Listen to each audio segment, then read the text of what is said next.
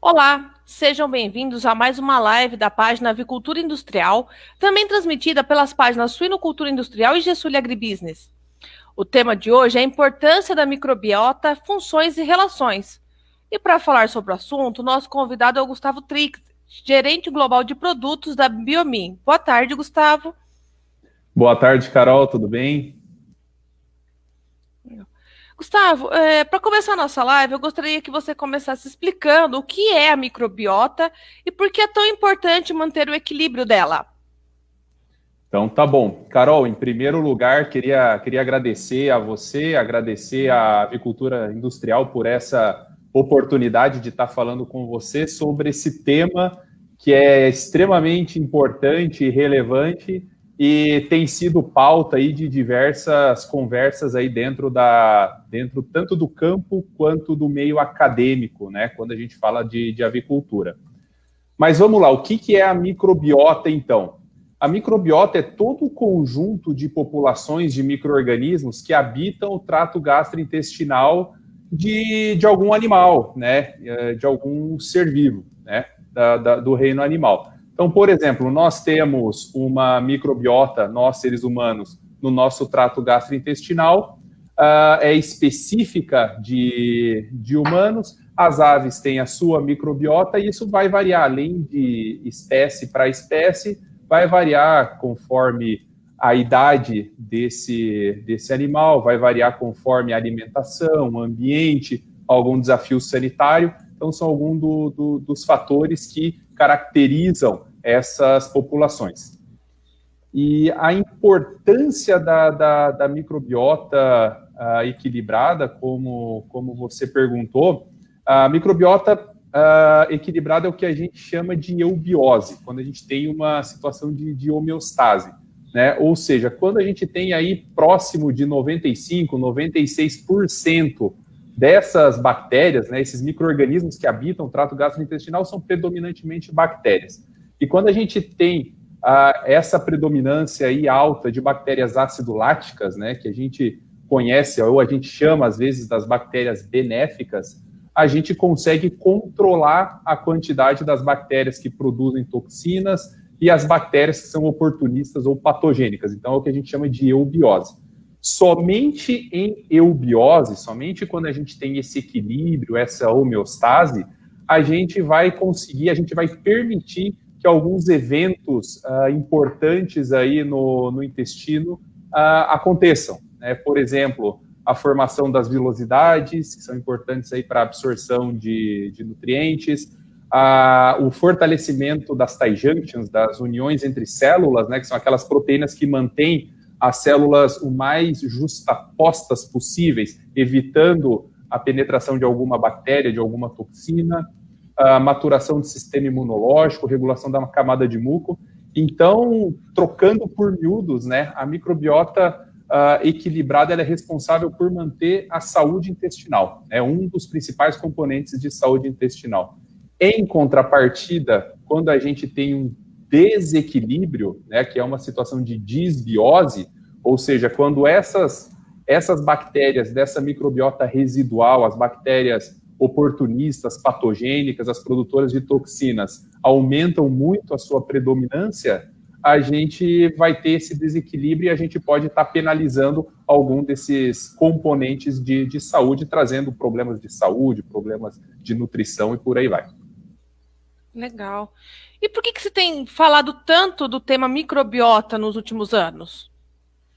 Isso é uma boa pergunta. Na verdade, eu acredito que um dos principais motivos para esse assunto estar tão em pauta nos últimos anos, acredito que sejam dois motivos. O primeiro, o avanço aí nos estudos e nas tecnologias de análises, tanto de biologia celular quanto análises relacionadas a microbioma. Então, isso avançou muito aí nos últimos anos e é uma tecnologia que está cada vez mais acessível, né? Cada vez mais difundida aí em universidades, em laboratórios. Então, isso é uma coisa que tem dado muita informação para a indústria tomar alguns tipos de decisões e entender qual que é essa dinâmica de todas essas populações bacterianas e suas relações com o intestino e com a saúde da ave. Uma outra situação aí que talvez tenha motivado isso, um dos principais motivadores dessa busca por alguma coisa, por um estudo mais aprofundado acerca de saúde intestinal e de microbiota, foi até a própria pressão por parte aí dos consumidores dos alimentos produzidos pela indústria por algo um pouco mais natural, né? Então, antigamente se buscava muito alimento muito focado em preço, né? Um passo seguinte, a questão sanitária, né? Então, a gente dá exemplo sempre aí de salmonela, coli, próprio Campylobacter, o aspecto visual do alimento, da carne, o aspecto visual da embalagem, começou a ser uma segunda preocupação. Um pouco mais tardiamente, a preocupação com resíduos de antibióticos, né? Então, começou a se falar muito aí, se questionar muito a real necessidade de você estar criando um animal que vai produzir uma carne para consumo com uma quantidade considerável aí de moléculas antibióticas, né? Então, acho que todo esse cenário, a busca por alguma coisa um pouco mais natural, fez com que a indústria buscasse algumas alternativas, aprofundasse os estudos, buscasse esse conhecimento em produtos que saíssem um pouco da questão de antibióticos. E toda essa busca deu algumas informações valiosas. Talvez a informação mais valiosa relacionada à saúde intestinal é que as alternativas que melhor davam resultado, melhor preservavam a saúde, eram justamente aquelas que estavam direto ou indiretamente trabalhando a microbiota. Então, quanto mais se estuda, mais se evidencia essa correlação de tu ter uma microbiota equilibrada, uma homeostase e ter uma saúde intestinal, um intestino íntegro que vai te permitir suportar os desafios sanitários, algumas questões nutricionais, ambientais e tudo mais. É isso que o consumidor está querendo, voltar um pouco ao natural. Um exemplo que eu gosto de dar, eu estou na avicultura há 11 anos, praticamente, né? E alguns anos atrás, era em algumas regiões, algumas empresas trabalhavam com entre aspas, uma regra do pinto de um dia que vai para o campo, receber uma dose aí de antibiótico, seja um ceftiofuro, uma gentamicina, o que quer que seja. E é uma medida que se tornou algo corriqueiro. Então, uma ferramenta que deveria ser utilizada pontualmente acabou se tornando regra. E aí um pinto de um dia que é nascido num ambiente industrial, né, num incubatório, vem de uma granja de matrizes, todo um cuidado com a sanidade do ovo, desinfecção dos ovos, cuidados no transporte. O incubatório é um ambiente que deve ser extremamente limpo para que a gente tenha sucesso aí nos resultados zootécnicos. A gente está produzindo um pintinho que não é estéril, mas ele é um pintinho com um desenvolvimento de microbiota muito diferente do que aquele que a gente encontra na natureza, né? Que tem um contato precoce com uma pequena quantidade das bactérias que estão presentes nas fezes da matriz da galinha, está em contato com um ambiente natural de ninho, né, com o ambiente natural das outras aves. Então, a gente está buscando compreender um pouquinho mais o que passa na natureza e, guardadas as devidas restrições, replicar isso para o ambiente industrial também, e a gente tem observado bastante sucesso nisso. Legal. E o que o sanitarista, granjeiro ou até a equipe técnica de uma empresa precisa avaliar quando o assunto é microbiota? Ótimo. Acredito que os principais fatores aí, que o pessoal que está no dia a dia, está na rotina da granja, deva perceber. A qualidade de fezes talvez seja um dos principais indicadores do quão equilibrada está a microbiota ou não, se eu tenho uma situação de eubiose, se eu tenho uma situação de disbiose. Então, se eu estou observando uma boa conformação de fezes, um bom aspecto, uma boa coloração, né? Ou se, em contrapartida, eu estou percebendo fezes muito líquidas, fezes muito pastosas, presença de gases nas fezes, presença de sangue, dependendo da situação. Então, tem que estar atento a isso, né? Outro fator que muitas vezes é uma consequência da má qualidade de fezes é a qualidade de cama, e aí as suas consequências, excesso de amônia no galpão, calo de patas. Se eu estou falando de reprodutora, se eu estou falando de poedeiras, o aumento no percentual de ovos sujos. Então, são alguns exemplos aí de indicadores de rotina que a gente consegue visualmente estar acompanhando no lote. Sempre importante, não só para o frango de corte, mas também para reprodutoras, para poedeiras, o que quer que seja, é ter um parâmetro do que a gente considera normal no lote, né? Então, por exemplo, ter 2, 3% das aves no galpão, no aviário, né, independente da categoria que seja, com cloaca suja, com fezes aderidas às penas da cloaca, o aspecto das penas não está muito legal, está muito sujo, a gente pode considerar dentro de uma população até como normal. Mas eu tenho que ter certeza que eu estou acompanhando, que eu estou habituado a essa situação que a gente considera próximo do ideal.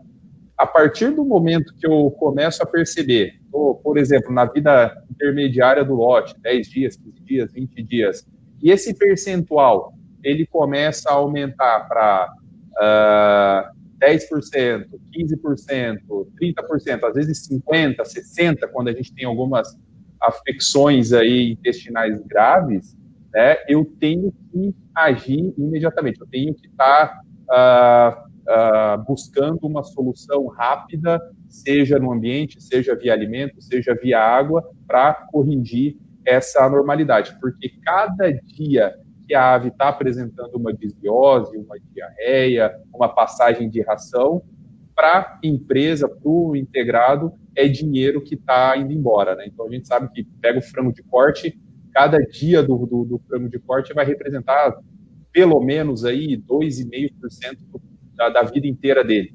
Então, se eu estou repetindo dias com passagem de ração, com disbiose, eu estou deixando de agregar nutrientes, estou deixando de produzir carne, produzindo ovos, no caso de reprodutoras, no caso de poedeiras, e aí acaba que está todo mundo perdendo, né? Então, acho que isso visualmente e considerando algumas técnicas não invasivas, ou seja, que não demandam fazer uma necrópsia, alguma coisa assim, já dá um bom indício de como que isso está interferindo no lote. E, claro, se eu tenho a possibilidade de fazer algumas necrópsias, e é o recomendado, né, a gente tem um programa de monitoria de qualidade intestinal, fazer as necrópsias, fazer as avaliações visuais e, se necessário, microscópicas aí, da mesma maneira. Se eu estou percebendo um aumento na inflamação da mucosa do intestino, se eu estou vendo muitos pontos avermelhados, se eu estou, né, paulatinamente percebendo presença de alimentos não digeridos, alguma coisa nesse sentido, a parede do intestino está muito delgada, a presença de gases em secos, gases ao longo do trato gastrointestinal, então são indicativos sérios de que a minha microbiota ela não está equilibrada, né? Que eu tenho uma situação de disbiose, e aí eu preciso ter uma intervenção e preciso entender o que está levando a isso, qual que é a causa disso, para a gente não perder mais tempo, né? Legal. E quais são as principais infecções que podem ocorrer nas aves, né, devido ao desequilíbrio dessa microbiota? E como essa microbiota saudável também pode favorecer a sanidade das aves? Uhum. Acho que dois bons exemplos que a gente sempre gosta de comentar aí relacionada à microbiota, acho que são as clostridioses e as salmoneloses, né? A clostridiose, então, o que está acontecendo no intestino numa situação de clostridiose? O Clostridium é uma bactéria que a categoria dele, o gênero Clostridium, ele está normalmente numa quantidade pequena, controlada em situações normais, ou seja, toda aquela comunidade de bactérias benéficas, as bactérias acidoláticas, né, numa predominância alta, elas estão controlando a replicação dessas produtoras de toxinas e das oportunistas ou patogênicas.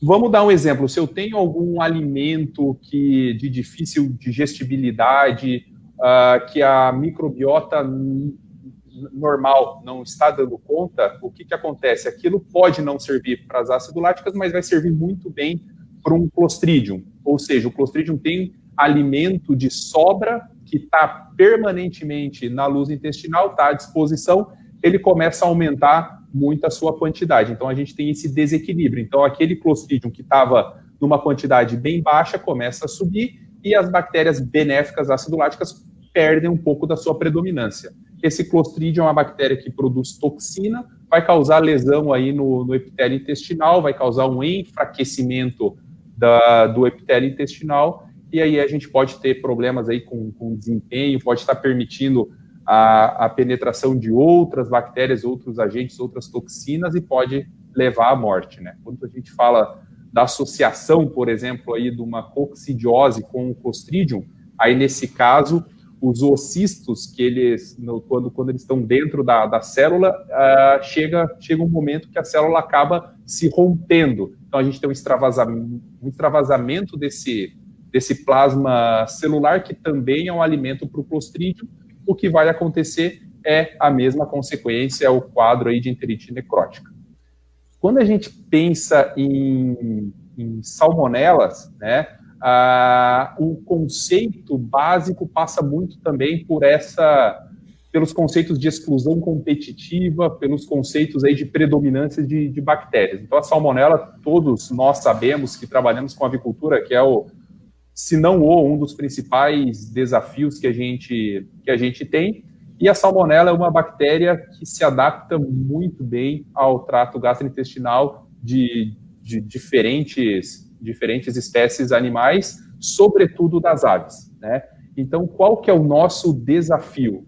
O nosso desafio é manter essa salmonela numa predominância extremamente baixa ou no que a gente chama aí de limites indetectáveis de salmonela, e proteger o intestino para que a gente não tenha uma replicação na ave, uma penetração nos órgãos que possa causar possam causar uma infecção de carcaça, uma contaminação de carcaça, uma transmissão vertical, ou seja, a matriz passando uma salmonela para a ave. Isso é bastante interessante. Então, para trazer para termos mais práticos, né, quando a gente está alojando um pintinho, né, um pinto de um dia no campo, o pinto de um dia, às vezes, é um pinto que é saudável, mas a gente faz uma dose sem necessidade de antibióticos. A gente está, literalmente, limpando toda aquela microbiota da ave. E a gente aloja esse pinto de um dia num aviário com histórico de positividade, ou para salmonela, ou uma região que tem uma pressão de infecção alta para salmonela. O que é o caminho natural? O caminho natural é que essa salmonela do ambiente, por contato ou por contaminação via oral ou via cloacal, essa salmonela tome conta aí de boa parte dos receptores do intestino, e aí o controle dessa bactéria vai ficar muito difícil. Diferente de quando a gente está protegendo esse intestino antes do alojamento, e melhor quando a gente faz um tratamento da cama nos intervalos para reduzir essa pressão de infecção. Então, acho que são dois exemplos que têm tudo a ver com microbiota. E, se me permite, também tem uma outra situação sanitária que é muito comum, principalmente em frangos de corte. A gente tem ouvido muito problemas relacionados à artrite, né, no frango de corte. Essa questão da artrite, ela pode ter várias causas, inúmeras causas. Pode ser uma situação desencadeada por um vírus, por um real vírus, pode ser uma situação, uma penetração de alguma bactéria via respiratória, mas muitas vezes pode ser por uma situação de fragilidade do epitélio intestinal.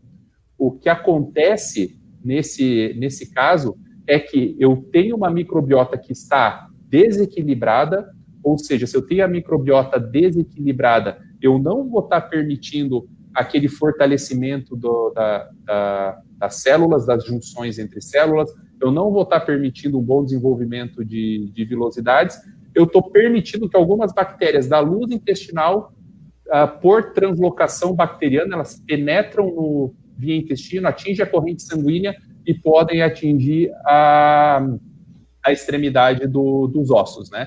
E frango de corte, a gente sabe que tem um crescimento muscular muito maior quando comparado ao esqueleto. Então, é normal ter microfraturas na placa de crescimento do osso. Então, por um problema no intestino, eu posso ter no campo um problema de articulação, né? Então, a gente tem tido também muito sucesso aí em controlar problemas articulares cuidando do intestino. Legal. E quais os tipos de soluções disponíveis hoje no mercado que ajudam a controlar a microbiota? Poderia falar um pouquinho sobre cada uma delas? Claro. Os principais aditivos, digamos assim, disponíveis aí, as principais ferramentas disponíveis para controle da microbiota, seja diretamente ou indiretamente, vou falar primeiro de algumas que são um pouco mais indiretas, né? Mas, por exemplo, a gente tem a categoria dos fitogênicos, né? Os aditivos fitogênicos. Na verdade, como que um fitogênico vai contribuir com a microbiota? Né? De duas maneiras. Primeiro, ele vai ajudar a controlar a inflamação, né? E tem um potencial anti-inflamatório, antioxidativo, que é bastante presente em alguns tipos de fitogênicos e alguns tipos de princípios ativos aí.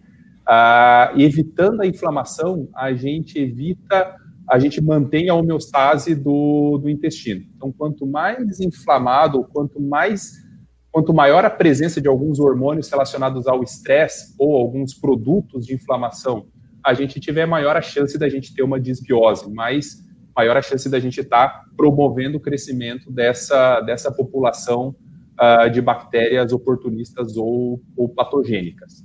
Tá? Outra maneira, alguns fitogênicos têm uma ação direta contra alguns tipos de bactérias, alguns tipos de bactérias que possam ser problema para a saúde intestinal. Também algumas bactérias que não são as aciduláticas, que não se encontram na categoria das bactérias benéficas aí. Então, além dos aditivos, outra categoria, os ácidos orgânicos, né? Ácidos orgânicos, cresceu muito o seu uso aí na avicultura, no Brasil, muito em função da necessidade de se controlar bactérias gram-negativas, principalmente a salmonela. Então, qual que vai ser a ação do ácido orgânico, a ação mais básica do ácido orgânico nesse caso? Vai ser uma ação direta em cima dessas bactérias gram-negativas, né, que são bactérias que não são bem-vindas no trato gastrointestinal, e controlando essas bactérias, entre aspas, mas a gente está permitindo o crescimento da quantidade das bactérias benéficas, a gente está chegando numa situação de eubiose, né? Outra categoria são os prebióticos, né? Os prebióticos que são compostos, muitas vezes, aí, vegetais, que funcionam como um substrato, como um alimento para as bactérias benéficas, para as bactérias aciduláticas, né? Então, na verdade, a gente está colocando um composto, fornecendo um composto que somente as bactérias benéficas possuem capacidade de produzir enzimas para aproveitar aquele alimento. Então, a gente está dando condições para manter uma concentração alta das bactérias benéficas aí no trato gastrointestinal. E, por fim, acho que o último exemplo aí são os probióticos, né? Os probióticos propriamente ditos, que têm uma ação mais direta, né? Então, é a categoria de aditivos que tem uma ação mais direta possível aí sobre a microbiota. Porque o que são os probióticos? Eles são micro-organismos vivos que, quando fornecidos em uma quantidade adequada, vão trazer algum tipo de benefício para o hospedeiro. Essa é a definição. Então, a gente está fornecendo para as aves aí bactérias, basicamente, na maioria das vezes, bactérias benéficas aí, com capacidade ou para atuar na luz intestinal, competindo com alguns tipos de bactérias como os clostridiums, para não deixar essas bactérias crescerem aí na luz intestinal. Um bom exemplo é a categoria dos bacilos. As categorias aí dos lactobacilos, né? A família dos lactobacilos tem a capacidade de colonizar o epitélio intestinal. Então, fazendo essa colonização, ela está permitindo, essas bactérias permitem o desenvolvimento bom tanto de sistema imunológico quanto de todo o sistema gastrointestinal. Então, a gente está permitindo que as aves lidem bem com os desafios ambientais, nutricionais, sanitários que, porventura, possam estar presentes aí, e ainda tem uma ação direta, né, contra algumas bactérias patogênicas pela produção de bacteriocinas, que são metabólitos naturais dessas bactérias aí, né, principalmente dos gêneros aí, Bifidobacterium, Lactobacillus também, ajudam a fazer esse controle. Então, acho que são as principais categorias aí que, direta ou indiretamente, estão contribuindo com a microbiota, né? Tá, e como que o produtor, né, ou a equipe técnica, sabe qual a solução ou ferramenta correta? Como saber isso?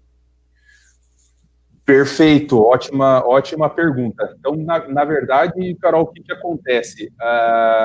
Na hora da gente lançar mão de um programa ou de uma solução, de uma intervenção, no caso de desbiose, no caso de desafio, o produtor, a empresa, a equipe técnica, o que a gente mais preza é pela identificação da causa. Qual o fator determinante, qual o gatilho que está sendo puxado para a gente estar observando uma desbiose, para a gente estar observando uma piora no desempenho animal.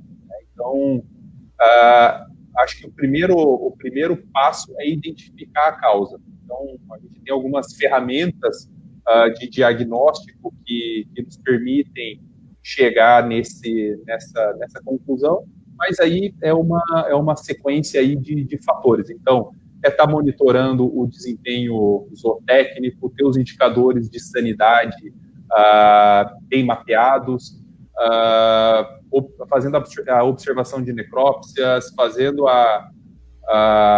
o mapeamento aí dos sinais clínicos. Então, de conjunto de esses indicadores, dessas informações, a gente chega numa causa ou em mais de uma causa para saber realmente qual que é o melhor ferramenta, qual que é a melhor arma a utilizar. Então, por exemplo, se eu tenho um problema de presença alta de micotoxinas, eu posso ter um pouco de benefício com uma outra ferramenta, mas a minha principal ferramenta serão os adsorventes, serão as enzimas que conseguem fazer a degradação dessas toxinas de maneira direta. Se eu tenho um problema de digestibilidade, os fitogênicos têm uma ação direta, né?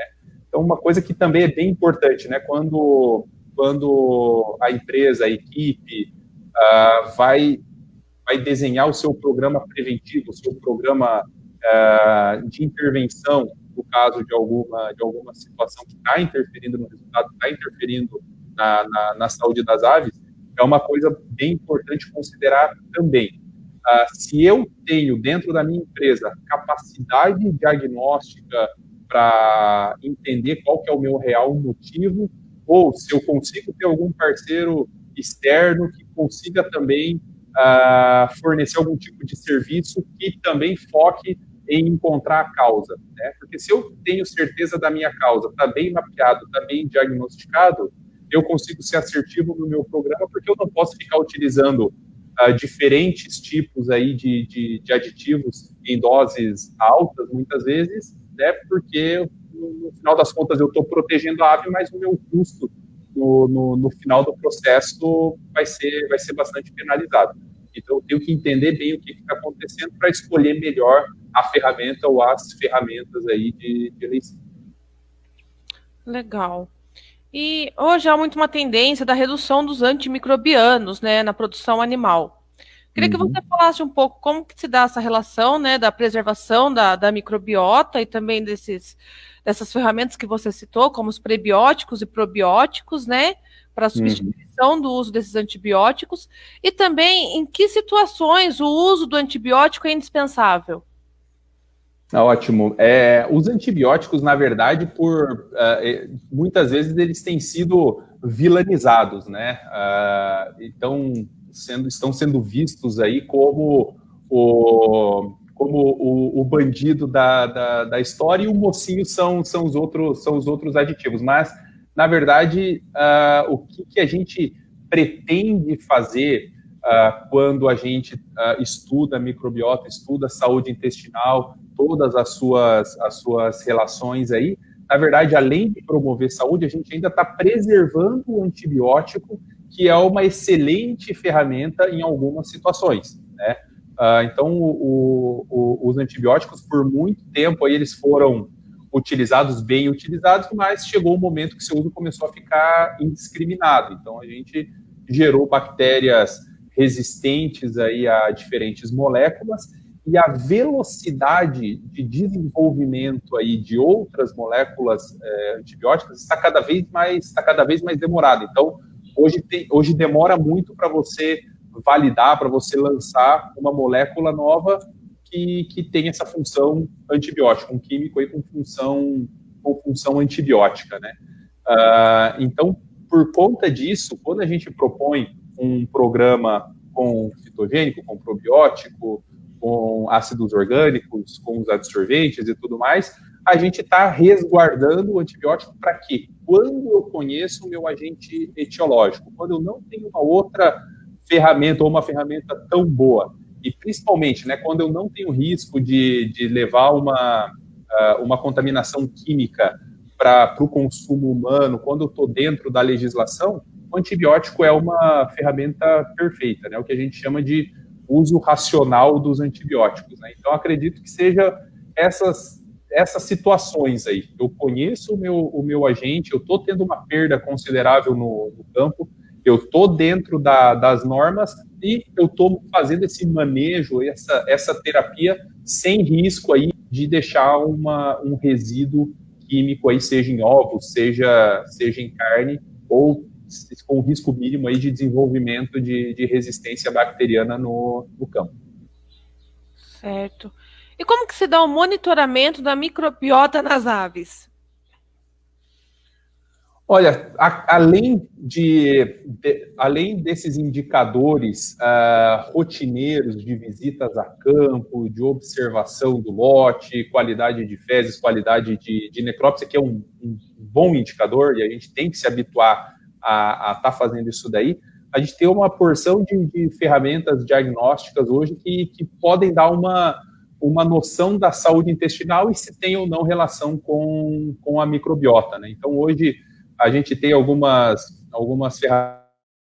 ferramentas que nos permitem medir a integridade intestinal. Então, o quanto que o intestino está fragilizado, o quanto que ele está permeável para alguns tipos de substâncias, de moléculas e tudo mais. Então, acho que a permeabilidade intestinal é um serviço legal, dá algumas respostas para a gente relacionado à saúde intestinal e que tem uma relação grande com microbiota.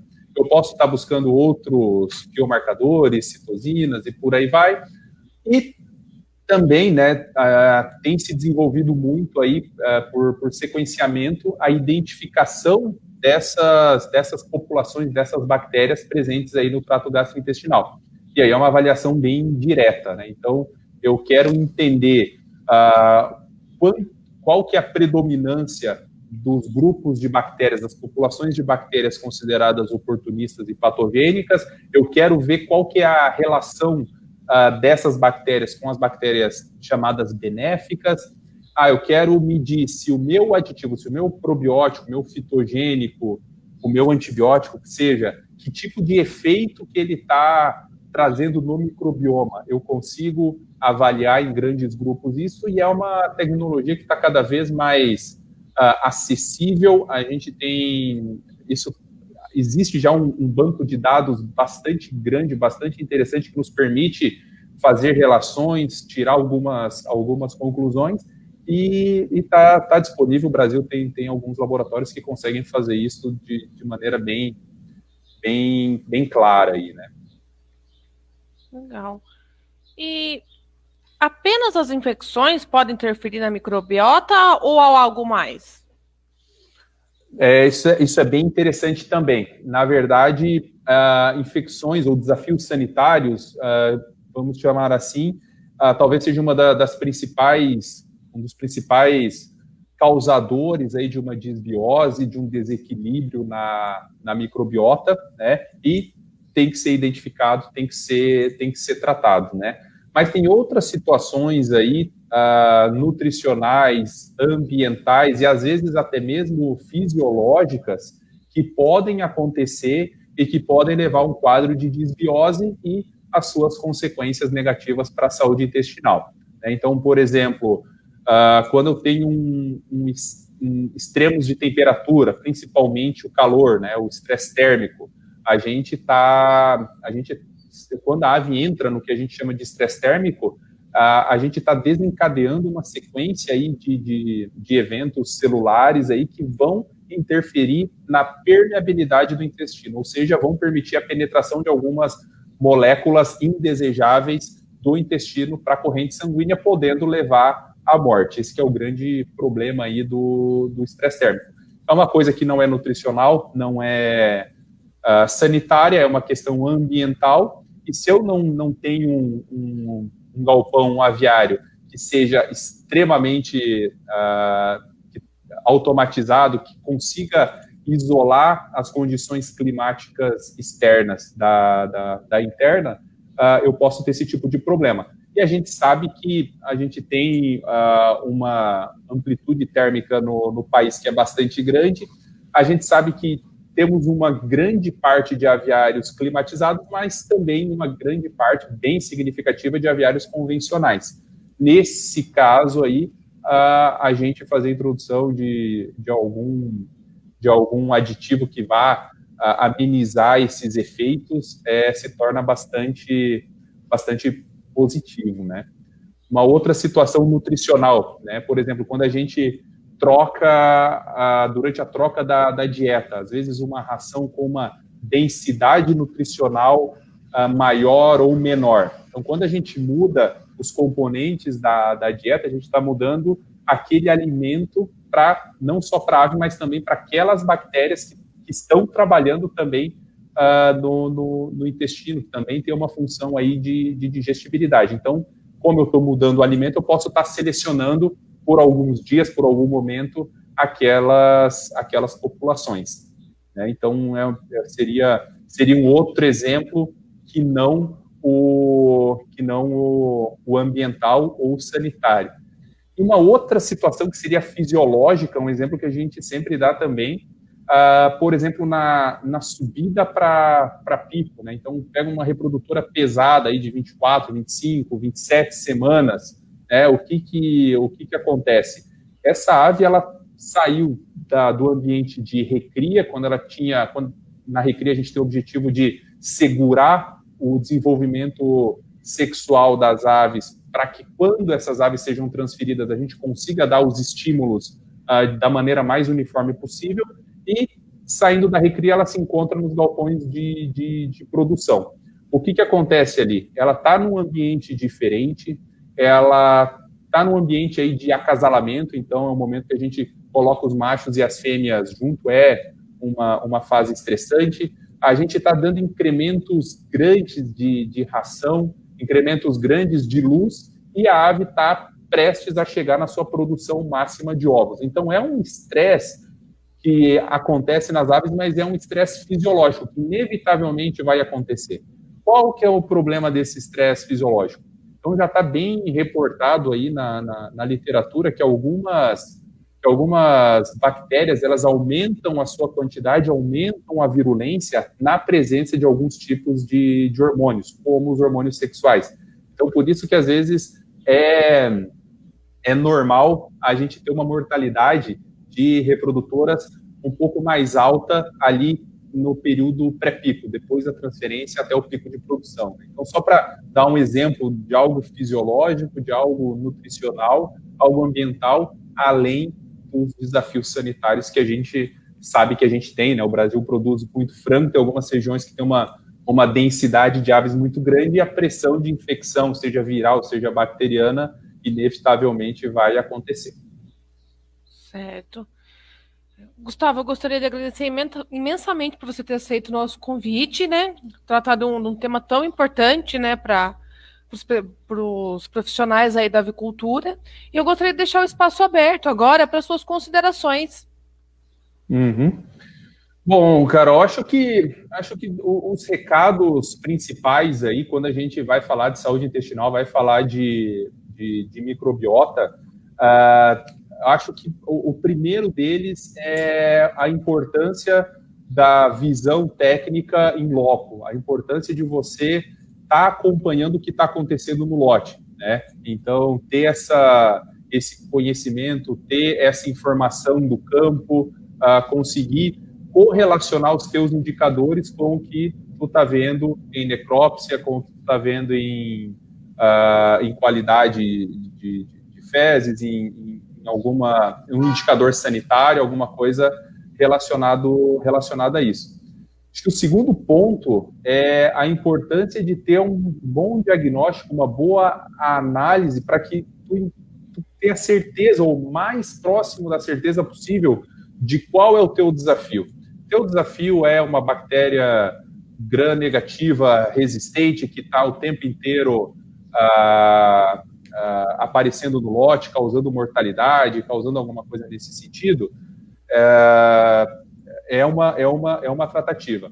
A situação é uma situação de micotoxinas, é uma outra tratativa, porque quanto mais assertivo a gente for nesse diagnóstico, melhor a gente escolhe nossas ferramentas e mais dinheiro a gente economiza na hora de fazer os programas. Aí a gente sabe que o custo é uma coisa bem importante aí para a avicultura, né?